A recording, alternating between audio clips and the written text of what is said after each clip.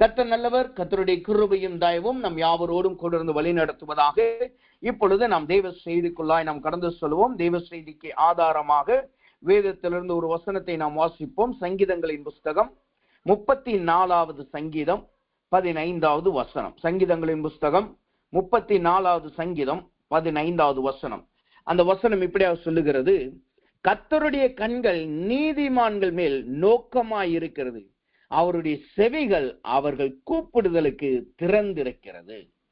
அவருடைய செவிகள் அவர் கூப்பிடுதலுக்கு திறந்திருக்கிறது. தேவனுடைய கிருபையினாலே இன்றைக்கு காலையிலே நடந்த முதல் ஆராதனையிலே செவிகள் திறந்திருக்கிறது என்ற வார்த்தையை கொண்டு தியானிக்க கர்த்தர் நம்மளுக்கு கிருபை செய்தார். அதிலே நாம் பார்த்தோம், செவிகள் திறந்திருக்கிறது என்றால் என்ன அர்த்தம், அது எதை காட்டுகிறது? அவர் முதலாவது அவர் செவிகளுடையவராய், அவர் கேட்கிற தேவனாய் காணப்படுகிறார். விக்கிரகத்தை போல கேளாத தேவன் அல்ல. விக்கிரகத்தை குறித்து வேதம் சொல்லுகிறது, அதை காது இருந்தும் கேளாதவைகளாய் காணப்படுது. ஆனா நம்முடைய தேவன் அவர் காதுகளை உண்டாக்கினவராய் காணப்படுகிறார். அவர்தான் காதுகளை மனிதனுக்கு கொடுத்திருக்கிறார். அப்படி தேவன் அவர் கேட்கிற தேவனாய் காணப்படுகிறார். அப்ப அவருடைய செவிகள் திறந்திருக்கிறது என்றால் அது எதை காட்டுகிறது? அதைத்தான் நாம் முதலாவது ஒரு குறிப்பை பார்க்க கர்த்தர் நம்மளுக்கு கிருபை செய்தார். அது எதை காட்டுகிறது? முதலாவதாக அவர் செவி கொடுக்கிறவராய் காணப்படுகிறார். செவிகள் திறந்திருக்கிறது என்றால் அவர் செவி கொடுக்கிறவராய் காணப்படுகிறார் என்பதை காட்டுகிறது. அப்படி அவர் செவி கொடுத்தால் யார் யாருக்கெல்லாம் செவி கொடுக்கிறார் என்று பார்க்க கர்த்தர் கிருபை செய்தார். முதலாவதாக அவர் நெருக்கப்படுகிறவர்களுடைய சத்தத்துக்கு அவர் செவி கொடுக்கிறார். இரண்டாவதாக ஒடுக்கப்படுகிறவர்களுடைய சத்தத்துக்கு அவர் செவி கொடுக்கிறார். மூன்றாவதாக யார் அவரிடத்திலிருந்து கற்றுக்கொள்ள வேண்டும் என்று விருப்பப்பட்டு ஆண்டவரே எனக்கு கற்றுக் கொடுங்க என்று சொல்லி கேட்கிறார்களோ, அந்த கற்றுக் கொடுக்க வேண்டும் என்று கேட்கிறவர்களுடைய சத்தத்துக்கும் அவர் செவி கொடுக்கிறவராய் காணப்படுகிறார். இந்த மூன்றுக்கும் மூன்று மனிதர்களை நாம் பார்க்க தேவன் நம்மளுக்கு கிருபை செய்தார். முதலாவது நாம் பார்த்தோம், நெருக்கப்படுகிற நிலைமையில லேயால் காணப்பட்டார். அப்ப லேயாளுக்கு கர்த்தர் செவி கொடுத்து அதற்கு அவர் பதில் கொடுத்ததை நாம் பார்க்க முடிகிறது. அவளுடைய வாழ்க்கையில காணப்பட்ட எல்லா நெருக்கத்திலிருந்தும் தேவன் அவளுக்கு ஒரு விசாலத்தை கொடுத்தார், ஒரு விடுதலையை கொடுத்தார். அவளுடைய அந்த பிள்ளை பிறக்கிற காலம் முடிந்து போன பின்பும் கர்த்தர் அவளுக்கு செவி கொடுத்து தேவன் அவளுக்கு மீண்டும் குமாரரையும் குமாரத்திகளையும் தேவன் கொடுத்ததை நாம் பார்க்க முடிகிறது. இரண்டாவதாய் ஒடுக்கப்படுகிறவர்களுக்கு செவி கொடுக்கிறார் என்று சொல்லி ஒரு மனிதனை நாம் பார்த்தோம். தேவனுடைய கிருபையினால் அந்த மனிதனை குறித்து நாம் பார்க்கும்போது அவனுடைய வாழ்க்கையில இருந்த எல்லா ஒடுக்குதலையும் தேவன் அவனுக்கு விசாரித்தார் என்று நாம் பார்க்க முடிகிறது. அதைத்தான் நாம் 2 ராஜாக்களின் புஸ்தகம் 14வது அதிகாரத்திலே பார்க்க கர்த்தர் நம்மளுக்கு கிருபை செய்தார். அது அவனுடைய வாழ்க்கையில வந்த எல்லா ஒடுக்குதலுக்கும் தேவன் ஒரு இரட்சகரை கொடுத்து அந்த மனிதனை தேவன் விடுதலையாக்கினார் என்று நாம் பார்க்க முடிகிறது. யோவாகாசி அந்த மனிதன், அவனை தேவன் விடுதலையாக்கினார் என்று பார்க்க முடிந்தது.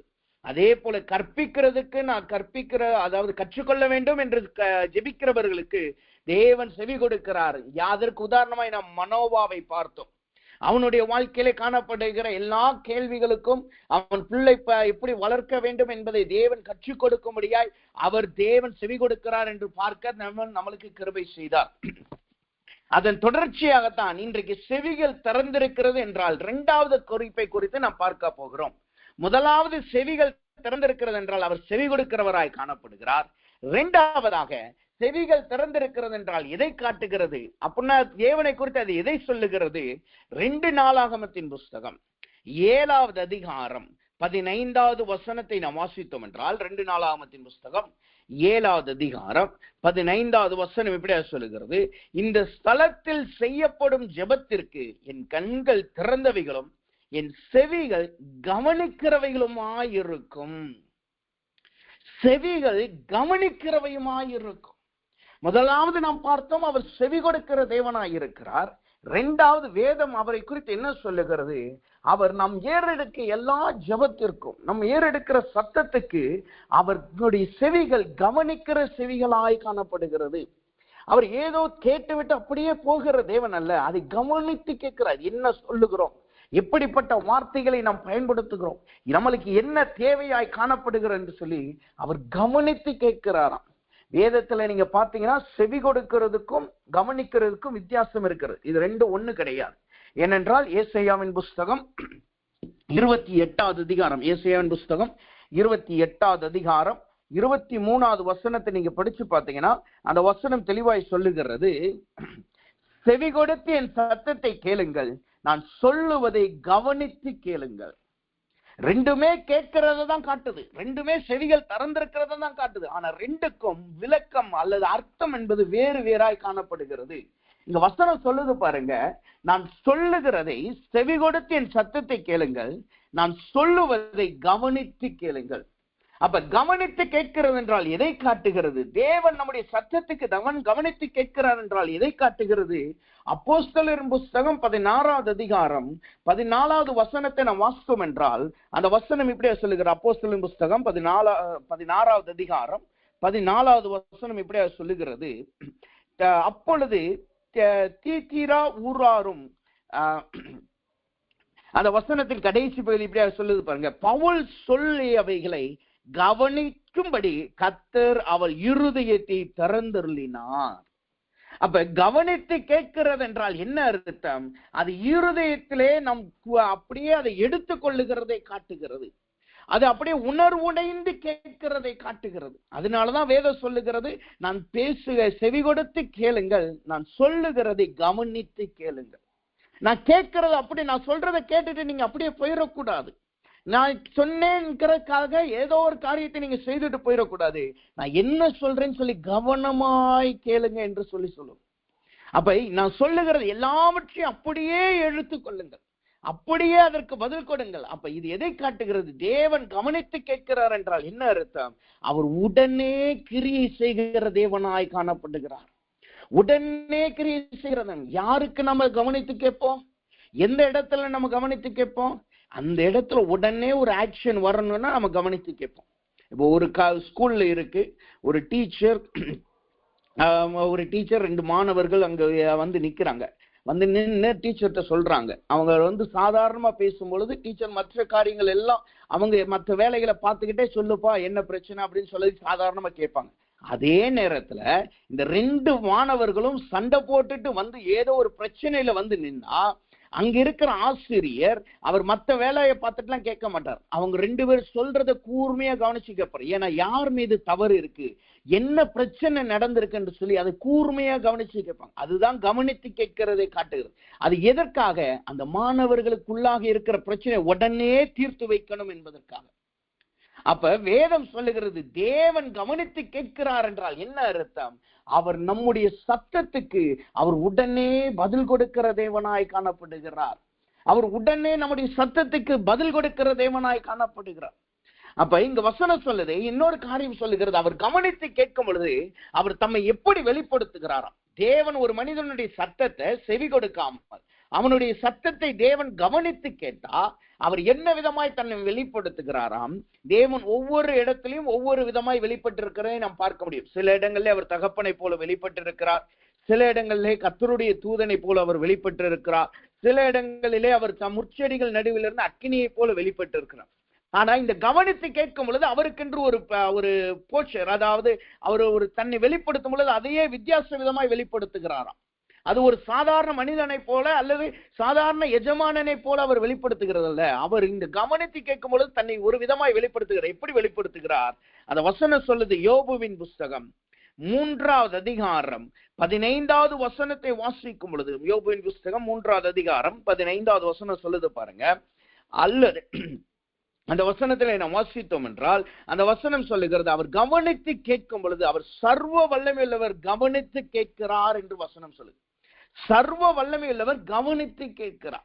அப்ப ஒரு மனிதனுடைய சத்தத்தை தேவன் கவனித்து கேட்கிறார் என்றால் அவர் சர்வ வல்லமையுள்ள தேவனாய் வெளிப்படுகிறார்.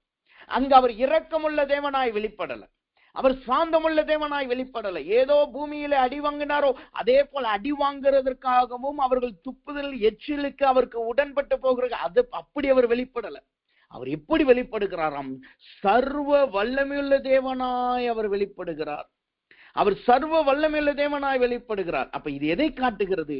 தேவன் நமக்கு வெளிப்படும் பொழுது, அவர் நம்முடைய சத்தத்தை கவனித்து கேட்கும் பொழுது அவர் நம்முடைய வாழ்க்கையில ஒரு சர்வ வல்லமையுள்ள தேவனாய் வெளிப்படுகிறார்.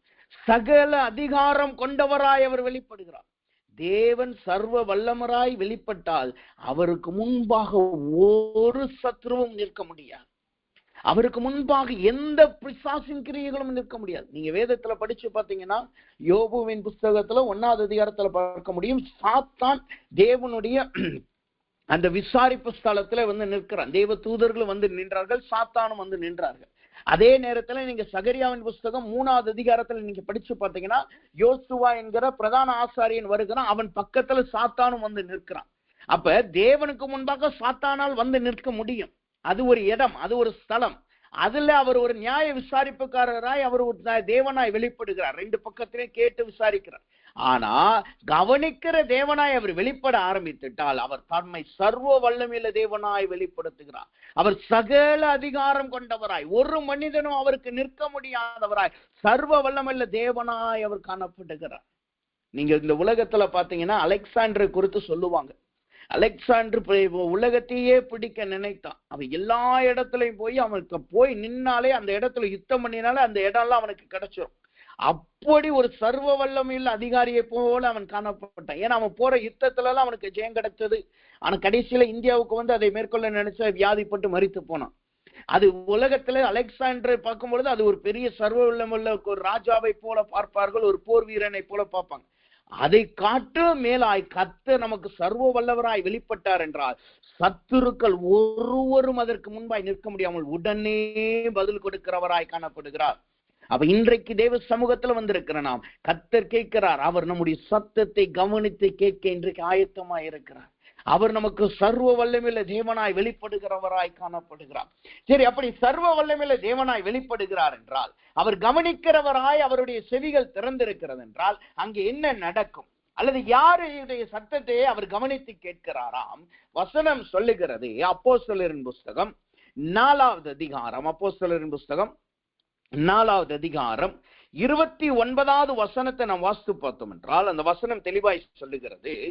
இப்பொழுதும் கர்த்தாவே அவர்கள் பயமுறுத்துதல்களை தேவரீர் கவனித்து, அவர்கள் பயமுறுத்துதலை தேவன் கவனித்து, யாருடைய பயமுறுத்துதலையாம்? அந்த வசனம் முந்தின வசனம் சொல்லுவாங்க. ஏரோது பொந்தி பிலாத்தும் புறஜாதிகளோடு இஸ்ரவேல் ஜனங்களோடு கூட நீர் அபிஷேகம் பண்ணின உம்முடைய பரிசுத்த பிள்ளையாக இயேசுவுக்கு விரோதமாய் மெய்யாகவே கூட்டம் கூடினார்கள். யார் யாருக்கு பயமுறுத்துதலுக்கு தேவன் அவர் சத்தத்தை கவனித்து கேட்கிறாராம்? அவர் ஏரோது என்கிற பொந்தி பிலாத்தும் புறஜாதிகளோடும் இஸ்ரவேல் ஜனங்கள் கூட. அப்ப 3 கூட்டத்தாரை பார்க்கிறோம். ஒன்னு பொந்தி பிலாத்து, 2வது புறஜாதியா, 3வது இஸ்ரவேல் ஜனங்கள். இந்த 3 கூட்டத்தாரின் பயமுறுத்துதலுக்கு தேவன் அதை கவனித்து கேட்கிறார். பொந்தி பிலாத்து என்பது யாரை காட்டுகிறது? அது எதை குறிக்கிறது? அதிகாரத்தில் உள்ளவர்களை, தங்களுடைய பலத்தை பயன்படுத்தி கிரியை செய்கிறவர்கள். ஏனென்றால் பொந்தி பிலாத்து தான் அங்க அதிகாரம் படைச்சவன். அவன் என்ன சொன்னாலும் அங்க நடக்கும். அவன் சிலுவையில் அறைங்கன்னு சொன்னா சிலுவையில் அறையப்படும், அவனை விடுவீங்கன்னு சொன்னா அங்க விடுதலை ஆக்கப்படும். ஏன்னா பரபாசை விடுதலையாக்கினது பொந்தி பிலாத்து தான். பரபாசு அந்த காலத்துல ஒரு பெரிய திருடனாய் காணப்பட்டான். ஆனா அவனை தேவன் அவனை பொந்தி பிலாத்து தான் விடுதலை ஆக்கினதை நாம் பார்க்க முடியும். அதே போல இங்க வசனம் சொல்லுது, யாருடைய பயமுறுத்துதலின் சத்தத்துக்கு தேவன் கவனித்து கேட்கிறாராம்? அதிகாரத்தை படைத்தவர்கள், அதிகாரத்தில் நிற்கிறவர்களை, அதிகாரத்தை பயன்படுத்தி அதனால் நம்மளை ஒடுக்க நினைக்கிறார்களா அல்லவா? அந்த நேரத்தில் நாம் பயந்து சத்தத்தை எழுப்புகிறோம் அல்லவா? அதை தேவன் கவனித்து கேட்கிறார். 2வதாக யாருடைய சத்தத்தை கவனித்து கேட்கிறானா? புறஜாதிகள். புறஜாதிகள் என்றால் யாருக்கு? அதை யாரை குறிக்கிறது? தேவனை சொந்த இரட்சகராய் ஏற்றுக்கொள்ளாதவர், தேவனை சொந்த இரட்சகராய் ஏற்றுக்கொண்டு அவரை ஏற்றுக்கொள்ளாமல் அவருக்கு விரோதமாய் அவருடைய ஜனங்களுக்கு விரோதமாய் கிரியை செய்கிறவர்களை காட்டுகிறது. இங்க வேதத்துல பாத்தீங்கன்னா புதிய ஏற்பாட்டிலே புறஜாதிகள் இயேசுவை ஏற்றுக்கொண்டு அவருக்கு ரட்சிப்பை பெற்றுக் கொள்ளுகிறதை நான் பார்க்க முடியும். ஆனா அதே இதை நீங்க பழைய ஏற்பாட்டில் நீங்க பார்க்கும் பொழுது புதிய புறஜாதிகள் தேவனுடைய ஜனத்துக்கு விரோதமா எழும்பினார்கள். அபிமெலேக்கு குறிச்சு நீங்க பாத்தீங்கன்னா அவன் தேவனுக்கு ஆபிரகாமுக்கு விரோதமாய் எழும்பினான், ஈசாக்குக்கு விரோதமா எழும்பினான். ஆபிரகாம் தோண்டின கிணற்றை அவன் தூற்றி போட்டார்கள் அவனுடைய ஜனங்கள். ஈசாக்கு எங்கெல்லாம் போய் தோன்றானோ, கிணறு தோன்றானோ, ஜீவனுடைய ஆதாரத்துக்காய் கிணறு தோண்டுகிறானோ அந்த இடத்துல எல்லாம் வந்துட்டு இது எங்களுடைய கிணறு, இது எங்களோடது என்று சண்டை போட்டு அவர்கள் எல்லாவற்றையும் அவனை துரத்தி விடுகிறதை நான் பார்க்க முடியுது. ஏன்? அவர்கள் தேவனை அறியாதவர்களாய் இருந்தார்கள், அவர்கள் புறஜாதிகளாய் காணப்பட்டார்கள். அப்ப இங்க இரண்டாவது யார் நம்மளை பயமுறுத்துகிறவர்களாய் காணப்படுகிறார்கள்? புறஜாதிகள். அவர்கள் தேவனை அறியாதவர்கள், நியாயத்திற்கு இடம் கொடுக்காதவர்கள், வலதுகைக்கும் இடதுகைக்கும் வித்தியாசம் தெரியாதவர்கள். அவர்களுக்கு ஏதோ ஒரு காரியம் வெளிப்பட்டு அதை வைத்து பயமுறுத்துவார்கள், அதை வைத்து பிளாக்மெயில் பண்ணுவாங்க, அதை வைத்து நம்முடைய வாழ்க்கையை பயமுறுத்துதலையே வைப்பாங்க. இன்றைக்கு அநேகருடைய வாழ்க்கை, அநேக தேவ பிள்ளைகளுடைய வாழ்க்கை இப்படிதான் இருக்கு. உலகம் தேவனை விட்டு விலகி போகிறதாய் காணப்படுகிறது. உலகத்தில் இருக்கிற ஜனங்கள் தேவனை விட்டு விலகி போகிறவர்களாய் காணப்படுகிறார்கள். தேவனைக்கு அவருக்கு விரோதமாய் எழும்புகிறவர்களாய் காணப்படுகிறார். இதனால என்ன நடக்குது? அநேக தேவ பிள்ளைகள் வெளியில வந்து சத்தியம் சொல்ல பயப்படுகிறார்கள். நான் தேவனுடைய பிள்ளை, நான் கிறிஸ்தவன், நான் வேதாகமத்தை படிக்கிறேன் என்று சொல்லுவதற்கு பயப்படுகிறவர்களாய் காணப்படுகிறார்கள். இங்க வேதம் சொல்லுகிற யார் பயமுறுத்துகிறார்களாம்? முதலாவது அதிகாரத்தில் இருக்கிறவர்கள், இரண்டாவது தேவனை உணராதவர்கள், மூன்றாவதாக அந்த ஒரு வசனம் சொல்லுது பாருங்க. யாரை குறித்து வேதம் சொல்லுகிறது? இஸ்ரவேல் ஜனம். இஸ்ரவேல் ஜனம் என்பது எதை காட்டுகிறது? அது தேவனால் வேறுபிரிக்கப்பட்ட ஜனம். அவர்கள் தேவனை அறிந்தவர்கள், தேவனுடைய நற்பண்பை, தேவனுடைய நல்ல வார்த்தையை, தேவனுடைய ஆசீர்வாதத்தை ருசி பார்த்தவர்கள். அவர்கள் தேவனை யார் என்று நல்ல அவங்களுக்கு தெரியும். ஏனென்றால் அவர்களை தேவன் தான் ஒரு காலத்தில் நடத்திட்டு வந்தார். அவர் தான் தேவன் தான் அவர்களை ஒரு காலம் ஆசீர்வதித்துக் கொண்டு வந்தார். அவர்களுக்கு ஆகர் வேணுமா, அவர்களுக்கு ஆசீர்வாதம் வேணுமா, அவர்களுக்கு விடுதலை வேணுமா, எல்லாவற்றையும் தேவனிடத்துல தான் போய் கேட்டுக்கொண்டார்கள். ஆனா இன்னைக்கு அதே தேவ ஜனம் தம்முடைய தேவனுடைய பிள்ளைகளுக்கு விரோதமாய் எழும்பி நிற்கிறது. அந்த வசனம் தெளிவாய் சொல்லுது பாருங்க. அப்போஸ்தலர் 4:28 சொல்லுது பாருங்க. அவர்கள் யார் யாருக்கா? அவர்கள் ஏரோது பொந்தி பிலாத்தும் புறஜாதிகளோடும் இஸ்ரவேல் ஜனங்களோடும் அவர்கள் இயேசுவுக்கு விரோதமாய் எழும்பி நின்றார்கள். இன்றைக்கு கர்த்தர் கேட்கிறார், உங்களுடைய வாழ்க்கையில நீங்கள் பயத்திலே நிறைந்தவர்களாய் இருக்கிறீர்களா? அதிகாரத்தில் இருக்கிறவன் என்ன செய்திருவானோ, அதிகாரத்தில் இருக்கிறவர்கள் என் வாழ்க்கையை என்ன செய்திருவாங்களோ, அதிகாரத்தில் இருக்கிறவர்கள் என்னுடைய ஊழியத்தை என்ன செய்திருவார்களோ, நான் கிறிஸ்தவனா இருக்கிறபடினால் அவர்கள் அதிகாரத்தை பயன்படுத்தி என்னை அழித்து விடுவார்களோ என்று பயத்தில் காணப்படுகிறீர்களா? அல்லது நம்மளை சுற்றி காணப்படுகிற புறஜாதிகளுடைய வார்த்தைக்கு நீங்க பயப்படுகிறவர்களாய் காணப்படுகிறீர்களா? அவர்களுடைய வார்த்தையை வெட்கத்திற்கு, அவர்களுடைய வார்த்தையினால் நீங்க வெட்கப்பட்டு போவீர்களோ என்ற பயத்தில் காணப்படுகிறீர்களா? அல்லது நம்மளோடு காணப்படுகிற, உங்களோடு காணப்படுகிற தேவனை நன்றாய் அறிந்த ஊழியக்காரர்கள், விசுவாசிகளே உங்களுக்கு விரோதமாய் காணப்படுகிறார்களா? அவர்கள் ஒவ்வொரு நாளும் உங்களை பயத்திலே வைத்திருக்கிறார்களா? கர்த்தர் சொல்லுகிறார், அப்படி பயத்தில் இருக்கிற உங்களுடைய சத்தத்தை தேவன் இன்றைக்கு கவனித்து கேட்கிறவராய் காணப்படுகிறார். அவர் நம்முடைய சத்தத்தை கவனித்து கேட்கிறார். அவர்கள் பயமுறுத்துகிறார்கள், நாம பயப்படுகிறோம். ஆனா நம்ம பயப்படும் பொழுது, கர்த்தரிடத்துல ஒப்பு கொடுக்கும் பொழுது அந்த சத்தத்தை தேவன் செவி கொடுக்கிறவர்கள் அல்ல, அதை அவர் கவனித்து கேட்கிறார். உடனடியே ஆக்ஷன் எடுக்க போகிறார். அப்ப தேவன் அங்க நம்முடைய பயத்தின் சத்தத்தை தேவன் அவங்க கவனித்து கேட்கிறார் என்றால் அங்க என்ன நடக்கிறதாம்? அந்த வசனம் சொல்லுகிறது. அடுத்த வசனம் 30வது வசனம் சொல்லுது பாருங்க. அங்க 3 காரியங்களை தேவன் நடப்பிக்கிறார். என்னென்ன காரியங்கள்? அப்போஸ்தலர் 4:30 சொல்லுகிறது பாருங்க.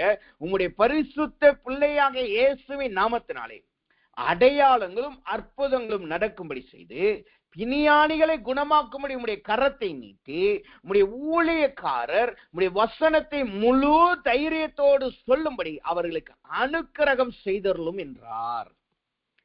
இங்க 3 காரியங்கள் நடக்கிறது. அவர்கள் பயமுறுத்துகிறார்கள்.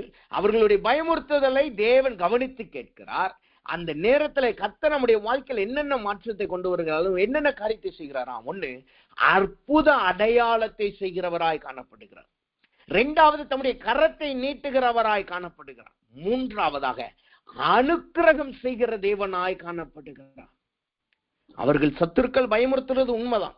தங்களுடைய பலத்தை வச்சு நம்மளை பயமுறுத்துறாங்க, உண்மைதான். ஆனா அந்த நேரத்துல கர்த்தர் நமக்கு கவனமாய் நம்முடைய சத்தத்தை கேட்டு அவர் முதலாவது அற்புத அடையாளம் செய்து, இரண்டாவது அவருடைய கரத்தை நீட்டுகிறார், மூன்றாவது நம்மளுக்கு அனுக்கிரகம் செய்கிறார். இந்த 3 காரியத்தை தியானித்து அதனை தேவனிடத்திலிருந்து நாம் பெற்றுக்கொள்வோம். முதலாவதாக அந்த வசனம் சொல்லுகிறது, அவர் அற்புத அடையாளங்கள் செய்கிறார் என்று சொல்லி அந்த வசனம் சொல்லுகிறது. அற்புத அடையாளங்கள் செய்கிறாராம். நம்முடைய பயமுறுத்துதலுக்கு அவர் அற்புத அடையாளங்கள் செய்கிறாராம். அப்ப என் அற்புதங்கள் என்றால் என்ன, அடையாளம் என்றால் என்ன, இது ரெண்டிற்கும் வேதம் ஒரு விளக்கத்தை கொடுக்கிறது. ஒரே வசனம் அதற்குரிய அர்த்தத்தை, அதற்குரிய பதிலை கொடுக்கிறது. அற்புதம் என்றால் என்ன, அடையாளம் என்றால் என்ன. தானியேலின் புஸ்தகம் 4வது அதிகாரம் 3வது வசனத்தை வாசித்தோம் என்றால் அந்த வசனம் தெளிவாய் சொல்லுகிறது. தானியேலின் புஸ்தகம் 4வது அதிகாரம் 3வது வசனம் தெளிவாய் சொல்லுகிறது, அவருடைய அடையாளங்கள் எவ்வளவு மகத்துவமும் அவருடைய அற்புதங்கள் எவ்வளவு வல்லமையுமாய் இருக்கிறது. அடையாளங்கள் என்பது அது தேவனுடைய மகத்துவத்தை காட்டுகிறது. அற்புதம் என்பது தேவனுடைய வல்லமையை வெளிப்படுத்துகிறதா இருக்கிறது. தேவனுடைய வல்லமையை வெளிப்படுத்துகிறது தான் அற்புதமாய் காணப்படுகிறது. அப்ப இங்க வசனம் சொல்லுது, அடையாளம் என்பது தேவனுடைய மகத்துவங்கள். உதாரணத்திற்கு யாத்ராகமத்தின் புஸ்தகம் 4வது அதிகாரம் 8வது வசனத்துல நீங்க பாத்தீங்கன்னா, எகிப்திலிருந்து தேவன் தம்முடைய ஜனங்களை விடுதலையாக்குவேன்னு சொல்லுகிறார். இப்படி விடுதலையாக்குவாரா? அந்த வசனம் சொல்லு பாருங்க, முந்தின அடையாளத்தை அவர்கள் கண்டு உன்னை நம்பாமலும் உனக்கு செவி கொடுக்காமலும் போனால் பிந்தின அடையாளத்தை கண்டு நம்புவார்கள். இங்க தேவன் மோசேயை எகிப்திலிருந்து இஸ்ரவேல் ஜனங்களை விடுதலையாக்க அனுப்புகிறான். அந்த ஜனங்கள் 400 வருஷமா அங்கே இருந்தபடியினால் கர்த்தர் ஒரு ரட்சகரை கொண்டு வருவார் என்பதை அவர்கள் மறந்து போயிட்டாங்க. இப்ப ஒரு மனுஷன் திடீர்னு வந்து சொல்றான், நீங்க பாடுபடுறீங்கப்பா, நீங்க ஒடுக்கப்படுறீங்க, கர்த்தர் உங்களை சத்தத்தை கேட்டார், நான் உங்களை கர்த்தர் உங்களை விடுதலையாக்க போகிறார், அதற்குத்தான் தேவன் என்னை அனுப்பி இருக்கிறார் என்று சொன்னால் யாரும் நம்ப போறது கிடையாது. ஏன்னா 400 வருஷம் அவங்க பாடுல இருக்கிறாங்க. எப்ப பார்த்தாலும் அவர்கள் ஒடுக்கப்பட்டிருக்காங்க. அவங்களுக்கு தெரியும். ஏனென்றால் அந்த காலத்துல எகிப்தின் ராஜ்யம் தான் பெரிய ராஜ்யமாய் காணப்பட்டுச்சு. எப்படி பாபிலோனுடைய ராஜ்யம் பெரிதாய் இருந்ததோ, எப்படி கிறிஸ்துவின் காலத்துல ரோம ராஜ்யம் பெரிதாய் இருந்ததோ, அதே போல எகிப்தின் ராஜ்யம் அந்த காலத்திலேயே பெரிய ராஜ்யமாய் காணப்பட்டுச்சு. அவர்களுக்கு அநேக அடிமைகள் காணப்பட்டார்கள். இஸ்ரவேல் ஜனங்கள் மாத்திரம் கிடையாது, மற்ற அடிமைகளும் காணப்பட்டார்கள். அதனாலதான் வேதம் சொல்லுது, மற்ற ஜாதியாரும் இஸ்ரவேல் ஜனங்களோடு விடுதலையாய் வந்தார்கள் என்று வேதம் சொல்லுகிறது. அப்ப அவ்வளவு பெரிய சாம்ராஜ்யத்திலிருந்து இவர்களை விடுதலையாக்குவோம் என்று ஒருத்தவர் வந்து சொன்னா எப்படி ஈஸியா ஜனங்க நம்புவார்கள்? இன்னொன்னு, இஸ்ரவேல் ஜனங்களை பொறுத்தவரை அவர்கள் அடையாளங்களையும் கேட்கிறவர்களாய் காணப்பட்டார்கள். அதனாலதான் மோசேஸ் சொல்லுகிறான், அவர்கள் அடையாளம் இல்லாமல் நம்ப மாட்டார்கள். உடனேதான் கர்த்தர் கொடுக்கிறார், 2 அடையாளத்தை அவனுக்கு கொடுக்கிறார். அப்ப அடையாளம் என்பது எதை காட்டுகிறது? அது தேவனுடைய மகத்துவத்தை காட்டுகிறது, உறுதிப்படுத்துகிறதை காட்டுகிறது. தேவன் எவ்வளவு வல்லமையுள்ள தேவன். அவர் இன்றைக்கு உங்களை நான் விடுதலை ஆக்க போகிறேன் என்று சொல்ல. நீங்க எசேக்கியா ராஜாவினுடைய வாழ்க்கையில இதே அடையாளத்தை நீங்கள் பார்க்க முடியும். எசேக்கியா ராஜாவுக்கு தேவன் சொல்லுகிறார், உனக்கு 15 ஆண்டுகளை நான் கூட்டி கொடுக்கிறேன். அப்ப எசேக்கியா ராஜாவுக்கு அந்த தீர்க்கதரிசி சொல்லுகிறான், இதுவே உனக்கு அடையாளம், மேகங்கள் பின்னோக்கி செல்லும், அதுவே உனக்கு அடையாளம் என்று சொன்னான். ஏனென்றால் அங்கு கர்த்தர் உண்மையாகவே சொல்லி இருக்கிறார், அவர் மகத்துவத்தை அங்கு உறுதிப்படுத்துகிறார். அதுதான் அடையாளம். ஆனா அற்புதம் என்பது வேறு. அற்புதம் என்பது என்ன? அது ஒரு வல்லமையை வெளிப்படுத்துகிறது. உதாரணத்துக்கு நீங்க பாத்தீங்கன்னா, அதே யாத்ராகமத்தின் புஸ்தகத்துல நீங்க பாத்தீங்கன்னா, இஸ்ரவேல் ஜனங்களை அற்புதமாய் கர்த்தர் நடத்தி வந்ததை நான் பார்க்க முடியும். எப்படி அற்புதமாய் நடத்தி வந்தார்? செங்கடலை பிளந்து அவர்களை அற்புதமாய் நடத்தினார். தலையீற்றை கொலை செய்து தேவன் அவர்களை அற்புதமாய் நடத்தினார். அங்க என்ன நடக்குது? தேவனுடைய வல்லமை வெளிப்படுகிறது. இஸ்ரவேல் ஜனங்களுக்கு தேவனுடைய மகத்துவத்தை வெளிப்படுத்தினார். எகிப்தின் ஜனங்களுக்கு தேவன் தம்முடைய வல்லமையை வெளிப்படுத்தினார். அதனாலதான் வேதம் சொல்லுகிறது, அவர்களை அற்புதமாகவும் அடையாளமாகவும் தேவன் நடத்தினார். அப்ப இன்றைக்கு கர்த்தர் நமக்கு விரோதமாக எழும்புகிற பயமுறுத்துகிற சத்தத்தை தேவன் கவனித்து அவர் நமக்கு இரக்கம் பாராட்டுகிறார் என்றால், அவர் நமக்கு செவிகள் திறந்தவராய் காணப்படுகிறார் என்றால், அவர் நம்முடைய வாழ்க்கையில அற்புதங்களையும் அடையாளங்களை செய்கிறவராய் காணப்படுகிறார். நீங்க அற்புதத்தை பெற்றுக் கொள்ளுவீங்க. உங்க வாழ்க்கையில என்ன அற்புதத்தை நீங்க எதிர்பார்க்கிறீர்கள்? அந்த சத்ருவை தோற்கடிக்க என்ன அற்புதம் உங்களுக்கு அவசியமா இருக்கு? எந்த அற்புதம் நடந்தால் உங்களுடைய விசுவாசம் பெருகும்? அந்த அற்புதத்தை கர்த்தர் செய்வார். ஆனால் உங்கள் சத்துருக்களுக்கோ அதை அடையாளமாய் கர்த்தர் மாற்றி கொடுப்பார். அவர்கள் வாழ்க்கையில நீங்காத ஒரு அடையாளமாய் கர்த்தர் மாற்றி கொடுப்பார். தம்முடைய வல்லமையோடு அவர்களை நிர்மூலமாக்க தேவன் புறப்படுவார். அவர்கள் அதிகாரத்தோடு இருக்கிறவர்களாய் இருக்கலாம், தேவனை அறியாதவர்களாய் இருக்கலாம், ஏன் தேவனை அறிந்தும் உங்களை வேதனைப்படுத்தவர்களாய் இருக்கலாம். கர்த்தர் அவர்களை தம்முடைய வல்லமையை வெளிப்படுத்தி அவர்களை நிர்மூலமாக்க போகிறோம். இதற்கு ஏதாவது உதாரணம் வேதத்தில் இருக்கா? யாருடைய வாழ்க்கையில் இது நடந்திருக்கு என்று நாம் பார்த்தோம் என்றால், வேத வசனத்துல 1 ராஜாக்களின் புஸ்தகம் 18வது அதிகாரத்துல நீங்க வாசித்து பார்த்தீங்கன்னா 25வது வசனத்துல இருந்து வாசித்து பார்த்தீங்கன்னா, அந்த வசனத்திலே ஒரு தீர்க்கதரிசி என்னுடைய வாழ்க்கையில கர்த்தர் அற்புதமும் அடையாளமாய் செயல்பட்டதை குறித்து நாம் பார்க்க முடியும். யார் இந்த தீர்க்கதரிசி? எலியாவின் தீர்க்கதரிசி. எலியா தீர்க்கதரிசி குறித்து அந்த வசனம் சொல்லுகிறது. எலியா தீர்க்கதரிசிக்கும் பாகாலின் தீர்க்கதரிசிகளுக்கும் அங்க ஒரு யுத்தம் வருகிறது. யாருடைய தேவன் உண்மையான தேவன், யார் தேவன் ஜீவிக்கிற தேவன் என்கிற ஒரு யுத்தம் வருகிறது. ஏனென்றால் பாகால் தீர்க்கதரிசி சொல்றாங்க, எங்களுடைய பாகால் தெய்வம் தான் கடவுள், அவர்தான் உண்மையுள்ள தேவன் என்று சொல்லுகிறார்கள். ஆனா எலியா சொல்லுகிறான், எங்களை எகிப்திலிருந்து நடத்தி வந்த, எங்களுக்கு இந்த தேசத்தை சுதந்திரமாய் கொடுத்த கர்த்தர் தான் எங்களுடைய தேவன், அவர் ஜீவிக்கிற தேவன் என்று யுத்தம் நடக்குது. அங்கு ஒரு முரண்மை வருகிறது. உடனே எலியா சொல்லுகிறான், வாங்க, நீங்களும் வாங்க, நானும் வர்றேன், 2 பேரும் சேர்ந்து ஜெபிப்போம். நீங்க உங்க கடவுளை கூப்பிடுங்க, நான் ஏன் கடவுளை கூப்பிடுறேன். எந்த கடவுள் உடனே பதில் கொடுக்குதோ அதற்கு அந்த கடவுள் தான் உண்மையான தெய்வம் என்று அவன் சவாலுக்கு கூப்பிடுறான். உடனே அவர்கள் பாகால் தீர்க்கதரிசிகள் வர்றாங்க. தீர்க்கதரிசிகள் வந்து அவர்கள் எல்லாரும் சேர்ந்து சத்தம் போட்டு ஜெபிக்கிறாங்க, சத்தம் போட்டு கூப்பிடுறாங்க. எவ்வளவு நேரம் கூப்பிட்டாங்களா? மத்தியானம் வரைக்கும் அவர்கள் கூப்பிட்டார்கள். மத்தியானம் வரைக்கும் அவர்கள் எப்படி கூப்பிட்டார்களா? வசனம் சொல்லுது பாருங்க, 28வது வசனம். எலியா அல்ல, பாகால் தீர்க்கதரிசிகள் சொல்றேன். பாகால் தீர்க்கதரிசிகள் எப்படி கூப்பிட்டார்களாம்? 1 ராஜாக்கள் புத்தகம் 18:28 சொல்லுது பாருங்க. அவர்கள் உரத்த சத்தமாய் கூப்பிட்டு தங்கள் வழக்கத்தின்படியே ரத்தம் தங்கள் மேல் வடியும் மட்டும் கத்திகளாலும் ஈட்டிகளாலும் தங்களை கீறி கொண்டார்கள். அவர்கள் சத்தம் போட்டு அழுதது மாத்திரமல்ல, தங்கள் ரத்தத்தையே அங்க சாக்ரிஃபைஸ் பண்றாங்க. தங்களுடைய ரத்தத்தை பலியாய் அவர்கள் கொடுக்கிறாங்க. அது எப்படி கொடுக்கிறார்களாம்? கீறிக்கிட்டும் ஈட்டியாலையும் கத்தியாலும் தங்களை கீறி கொள்ளுகிறார்களாம்.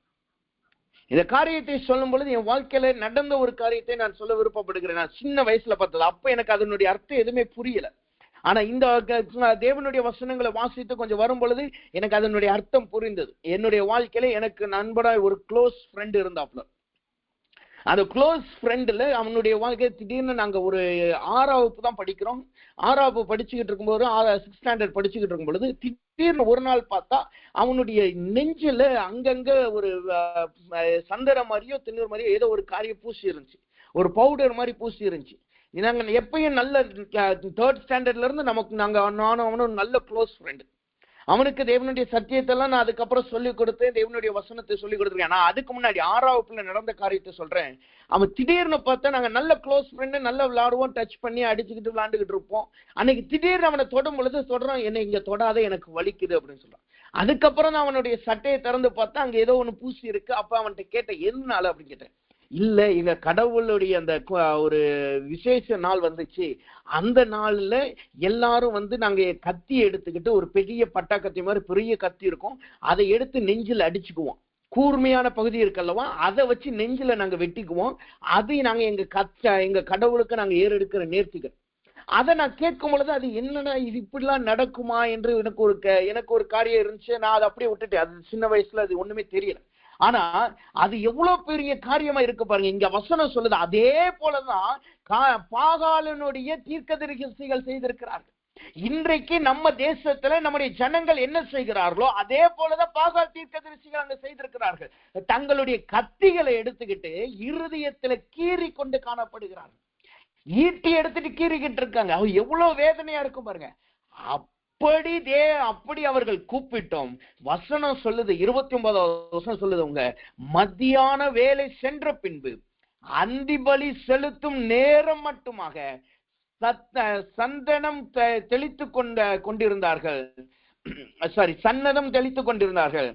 ஆனாலும் ஒரு சத்தமும் பிறக்கவில்லை, மறு உத்தரவும் கொடுப்பார் இல்லை, கவனிப்பாரும் இல்லை. யாரை குறித்து சொல்லுகிறது? பாகாலினுடைய தெய்வத்தை குறித்து சொல்லுகிறது. பாகால் என்கிற தெய்வம் இருக்கல்லவா, அந்த தீர்க்கதரிசிகள் கத்தி கூப்பிடுறாங்க. ஆனா ஒரு சத்தமும் அங்கு புறப்படல, ஒரு மறு உத்தரவும் அங்கு வரல. சத்தம் என்பது ஏதாவது ஒரு இடி முழக்கம் வந்தா கூட அது ஒரு சத்தம் தான். அப்படி கூட இந்த ஒரு சத்தமும் வரல, நிதர்சனமா இருக்கு. காத்தடிக்கிற சத்தம் கூட இல்லாதபடி நிதர்சனமா இருக்கு. அதே நேரத்துல மறு உத்தரவு, ஏனென்றால் அங்க இருந்து குறி சொல்லுகிறவர் இருக்கிறார்கள், அங்க இருக்கிறவங்க தீர்க்கதரிசி என்று சொல்லுகிறாங்க. அப்ப அவர்களுக்குள்ளாக அந்த ஸ்பிரிட் வேலை செய்யணும், அந்த ஆவி கூட கிரியை செய்ய முடியாதபடி அவர்கள் காணப்படுகிறார்கள். மூணாவது வசனம் சொல்லுவாங்க, அவர்களை கவனிப்பார் இல்லை.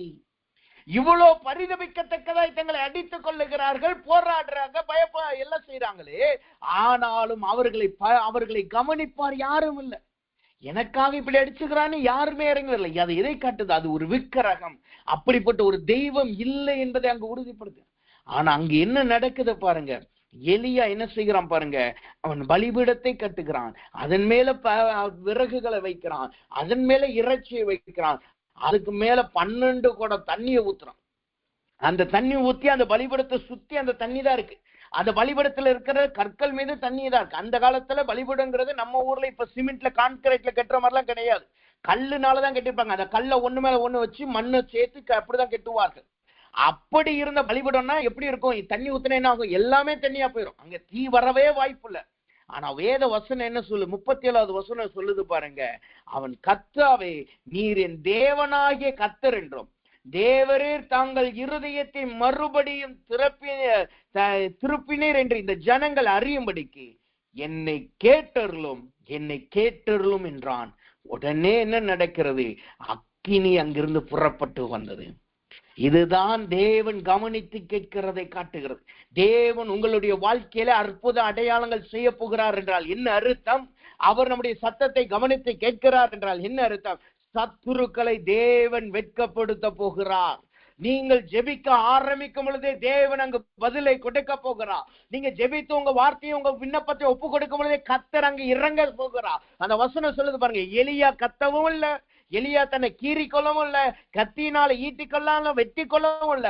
அவன் என்ன செய்யறான்? கர்த்தாவே என்னை கேளும் என்றான். கர்த்தர் உடனே அக்கினியை அனுப்பினார். அங்க என்ன அற்புதம் நடந்தது? அங்க நடந்த அற்புதத்தை சொல்லுகிறேன். அங்கு அக்கினி இறங்கி வந்தது, அங்க இருக்கிற எல்லா இறைச்சியையும் விறகையும் பட்சித்து போட்டது, மண்ணையும் பட்சித்து போட்டது. அது மாத்திரமல்ல, தண்ணீரை நக்கி போட்டது. தண்ணீரை நக்கி போடுறதுன்னா என்ன அர்த்தம்? அங்கு தண்ணீர் இருந்து அடையாளமே இல்லாமல் போகும். தண்ணீர் இருந்ததுக்கான அடையாளமே இல்லாமல் போகும். நீங்க இந்த பாத்திரம் கழுவும் போது நீங்க பாத்தீங்கன்னா, நம்ம தமிழகத்துல அதிகமா எத்தனை பேர் செய்யறார்கள் என்று தெரியாது. ஆனா நாங்க இருக்கிற தேசத்துல ஒரு வழக்கம் உண்டு. பாத்திரத்தை கழுவிட்டு அதுக்கு தனியா ஒரு கிளாத் வச்சிருப்போம், அது பக்கத்துல ஈரம் இல்லாத ஒரு கிளாத் வச்சிருப்போம். பாத்திரத்தை கழுவி அதை வச்சுட்டு மொத்தமா பாத்திரம் எல்லாம் கழுவி பிளேட் எல்லாம் கழுவி முடிஞ்ச உடனே அந்த தண்ணியை எடுத்து அந்த பாத்திரத்தை நாங்க துடைக்கிற பழக்கம் உண்டு. துடைச்சுதான் செல்ஃப்ல வைக்கிற பழக்கம் உண்டு. எதற்கென்றால் அந்த பாத்திரத்துல இருக்க கொஞ்சம் தண்ணி, அந்த சொட்டு தண்ணி கூட அதுல இருக்கக்கூடாது. அதை கம்ப்ளீட்டா துடைச்சு அப்படி வைக்கும் பொழுது அதுல எந்த ஈரமும் இருக்காது, எந்த தண்ணி சொட்டி தேங்கி இருக்கிறது எதுவுமே இருக்காது. அதே போலதான் இங்க வேதம் சொல்லுது, தண்ணீரை நக்கி போட்டார் என்றால் அங்கு 12 குடம் தண்ணி ஊத்துறதுக்கான அடையாளம் இல்லை. அங்கு தண்ணிகள் அந்த பலிபீடத்தை சுற்றி இருந்ததுக்கான ஒரு அடையாளம் இல்லை. எப்படி ஜனங்கள் செங்கடலை பிளந்து வெட்டாந்தரையிலே நடந்து வந்தார்களோ, எப்படி யோசுவாவும் தேவ ஜனங்களும் யோர்தானை பிளந்து வெட்டாந்தரையில உலர்தலையிலே நடந்து வந்தார்களோ, அதே போல கர்த்தர் என்ன செய்றார் பாருங்க, அந்த தண்ணீர் இருந்த இடமே தெரியாதபடி அதை நக்கி போட்டார், அது இல்லாமல் எடுத்து போட்டார். இதுதான் தேவன் கவனித்து கொடுக்கிற பதிலை காட்டுகிறது. கர்த்தர் சொல்லுகிறார், இன்றைக்கு உங்க வாழ்க்கையில தண்ணீர் போன்ற தளிமின நிலைமைகள் காணப்படுகிறதா? விறகுகள் போன்ற பச்சையான இறைச்சியை போன்ற உங்க வாழ்க்கை காணப்படுகிறதா? உங்களுக்கு உங்க சத்துருக்களுக்கு யுத்தம் காணப்படுதா? யார் ஜெயிக்க போகிறா, யாரோடு கர்த்தர் இருக்கிறார் என்கிற ஒரு யுத்தத்துக்குள்ள நீங்க வந்திருக்கிறீங்களா? கர்த்தர் சொல்லுகிறார், அந்த யுத்தத்தில் தேவன் உங்களுக்கு அற்புத அடையாளத்தை செய்ய போகிறார். அவர் உங்களோடு நின்று நீங்கள் ஜெபிக்கிற ஜெபத்தை அவர் கவனிக்கிறவராய் காணப்படுகிறார். இங்க நடந்த அற்புதம் என்ன? எலியாவினுடைய நாட்கள்ல அவன் வசனம் சொல்லுது, அக்கினி இறங்கி வந்தது. அது ஒரு அற்புதம். ஏன்னா அக்கினி இறங்கி வருகிறது சாதாரண விஷயம் அல்ல. 2வது அதை பட்சித்து போட்டது. 3வது தண்ணீரை நக்கி போட்டது. 4வது ஒரு அற்புதம் நடக்குது பாருங்க. என்ன அற்புதம் நடக்குது? 39வது வசனம் சொல்லுது, ஜனங்கள் எல்லாரும் இதை கண்ட போது முகம் குப்புற விழுந்து கர்த்தர் தெய்வம், கர்த்தரே தெய்வம் என்றார்கள். எந்த ஜனங்கள் பாகாலுக்கு பின்னாக போனார்களோ, எந்த ஜனங்கள் தேவன் வேண்டாம் என்று சொல்லி போனார்களோ அதே ஜனம் சொல்லுது கர்த்தரே தேவன். அப்படின்னா என்ன அர்த்தம்? தேவன் சொல்லுகிறார், அவர் உங்களுடைய சத்தத்தை கவனித்து கேட்கிறார் என்றார். சத்துருக்களுக்கு முன்பாய் உங்களை உயர்த்துகிறது மாத்திரமல்ல, அதே இடத்துல தேவன் உங்களோடு இருக்கிறார் என்கிற சாட்சியை தேவன் ஏற்படுத்த போகிறார். தேவன் உங்களை சாட்சியுள்ளவராய் தேவன் நிறுத்த போகிறார். அங்கு நடந்த அற்புதம் அது அடையாளம். அங்கு நடந்த அடையாளம் என்ன? அந்த பலிபீடத்தில் நடந்த அடையாளம் என்ன? வசனம் சொல்லுகிறது, 40வது வசனம் சொல்லுது, நீங்கள் பாகால் தீர்க்கதரிசியில் ஒருவனும் தப்பித்து போகாதபடி அவர்களை பிடியுங்கள் என்றான். அவர்களை பிடித்த போது எலியா அவர்களை கீழே கீசோன் ஆற்றிலே கொண்டு போய் அங்கே அவர்களை வெட்டி போட்டான். இதுதான் அங்க நடந்த அடையாளம், அற்புதம். தேவனுடைய மகத்துவத்தை அங்க காண்பித்தது. அக்கினி இறங்கி வந்துச்சு, தேவன் யார் என்பதை எல்லாரும் புரிஞ்சுக்கிட்டாங்க. ஆனா அங்க சத்துருவின் இடத்துல நடந்த அடையாளம் என்ன? அங்கு தேவன் காட்டின அடையாளம் என்ன? அந்த 400 தீர்க்கதரிசிகள் மரித்து போனார். 420 தீர்க்கதரிசிகள் கொலை செய்து கொண்டு போனாங்க. இது அந்த தேசத்திலேயே ஒரு அடையாளமாய் மாறினது. எசபேல் சொல்லுகிறாள், அவர்கள் சிந்தின ரத்தத்திற்கு நான் பதில் வாங்குவேன். காரணம் என்ன? அந்த தீர்க்கதரிசிகள் மரித்தது, வெட்டி கொலை செய்யப்பட்டது அவர்களுக்கு ஒரு அடையாளமாய் மாறினது. இன்றைக்கு கர்த்தர் சொல்லுகிறார், உங்கள் சத்துருக்களை தேவன் நிர்மூலமாக்குகிறார் என்றால் சாதாரணமாய் நிர்மூலமாக்க போறல, அவர்கள் திரும்ப எழும்பாதபடி தேவன் அவர்களுக்கு அதை ஒரு அடையாளமாய் வைக்க போகிறார். எப்படி எகிப்துக்கு இஸ்ரவேல் ஜனங்களுக்கு எகிப்தை தேவன் அடையாளம் வைத்து சொன்னாரோ, எகிப்தின் வாதைகள் உங்க வாழ்க்கையில ஒன்றும் வராது, அவர்களை செங்கடலே முழுகி போட்டு அடையாளமாய் மாற்றினாரோ, அதே போல் கர்த்தர் சொல்லுகிறார், இன்றைக்கு உங்க வாழ்க்கையில அற்புதம் செய்கிறது மாத்திரமல்ல, அவர் தம்முடைய மகத்துவத்தை வெளிப்படுத்துகிற மாத்திரமல்ல, உங்களை விடுதலையாக்க உயர்த்துகிறது மாத்திரமல்ல, உங்கள் சத்துருக்களை முற்றிலும் தேவன் அழித்து போட போகிறார். அவர்களை தேவன் ஒரு அடையாளமாய் மாற்ற போகிறார். வேதத்துல இன்னொரு அடையாளங்களை குறிச்சு பாத்தீங்கன்னா அநேக அடையாளங்கள் இருக்கு. எரியோ பட்டணத்திற்குரிய ஒரு அடையாளம் இருக்கு. அது இப்ப ஆர்கியாலஜிஸ்ட் அதை கண்டுபிடிச்சிருக்கிறாங்க. அந்த நிலம் அந்த வசனம் சொல்லுது, அப்படியே அந்த நிலம் உள்ள போயிருச்சு என்று சொல்லு. அந்த கோட்டை சுவர் இருந்துருச்சு அல்லவா, அது இடிந்து உள்ளலாம் இல்ல, அது அப்படியே அப்படி தர ஓப்பனாகி விழுங்கினா எப்படி இருக்குமோ அதே போல அப்படியே அந்த கோட்டை சுவர்கள் அப்படியே தரைக்குள்ள போயிருச்சு என்று சொல்லுங்க. இன்னொரு அடையாளம் யார் என்றால் லோத்துவினுடைய மனைவி.